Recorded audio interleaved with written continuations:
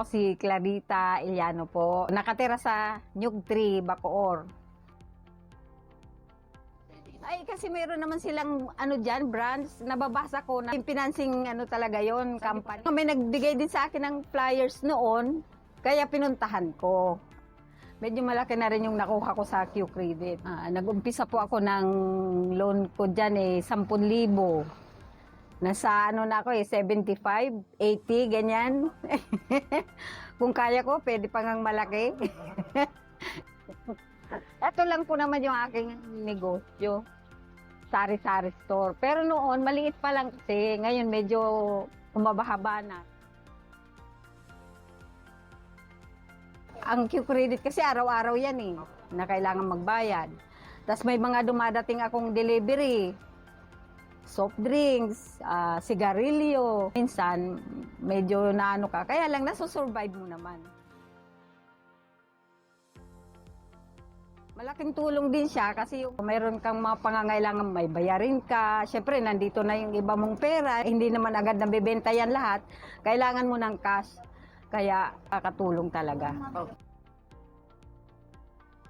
Ay, mabilis lang po sila, lalo na kung kumpleto ka ng mga requirements. Mayroon kang business permit. Siyempre, pera ho yung pinag-uusapan. Ganyan. Yan mabilis pa. Lalo na ngayon kasi mayroon na silang cash card. Mabait naman po. Mabait naman sila. Hindi naman mga arogante. Kung talagang ilalagay mo sa ganitong hanap buhay, madali lang. Basta kung saan mo dapat gamitin, doon mo ilagay. Para hindi ka mabigatan. Kasi kung gagamitin mo sa ibang bagay, hindi mo ilagay sa negosyo, edi talo ka rin. Kasi, siyempre, saan mo kukunin yung pambayad mo?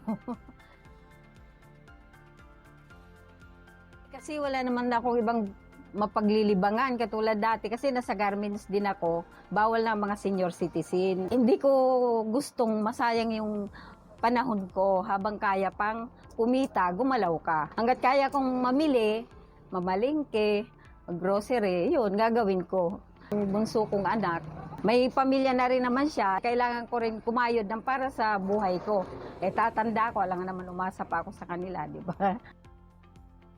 Salamat Q-Credit sa inyong tulong. Sa oras ng kailangan ko po, madali po kami makalapit sa inyo. Yun lang po, maraming salamat po. A lending company with a heart.